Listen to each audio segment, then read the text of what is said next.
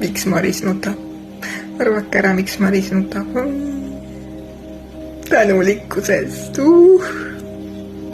Lihtsalt ilust. Ma nutan lihtsalt sellepärast, et nii ilus, nii kuradima ilus. Ma ei saa, ma pean seda jagama. Kuradima ilus. Teate, kui ilus see on, kui meesterahvas tuleb sessioonile. Ja ta saab kontakti oma sisemise lapsega, selle osaga, mida ta on terve kuradi elu igatsenud. Ja siis ta sessiooni lõpus on nagu õitsema puhkenud suur süda.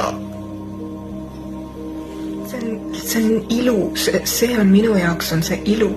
Kui keegi maalib midagi, siis võt see on minu jaoks ilu. Ilu. Mul on lihtsalt nii kuradi hea meel.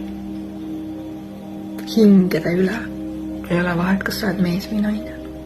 Tegelikult eriti meeste üle. Eriti meeste üle. Sest mehed on, nad peavad olema sellised tugevamad ja mehed samamoodi igatsevad ühendust oma sisemise lapsega. Ja teate, kui ilus see on. Ja ma tahan, et kõik inimesed kogeksid seda tunnet, kui nad saavad lõpuks kontakti oma sisemise lapsega. Teate, see on nii kuradi ilus tunne. Sest sa oled täidetud, sa oled tervik. Sa oled jõudnud koju iseendas. Keegi ütleb mulle, et kas sa saaksid kirjeldada ilu. Siis ma ütlen, et ilu ei ole võimalik kirjeldada. Ilu ei ole võimalik sõnadesse panna. Ilu ei ole võimalik joonistada. Ilu on ainult võimalik tunda.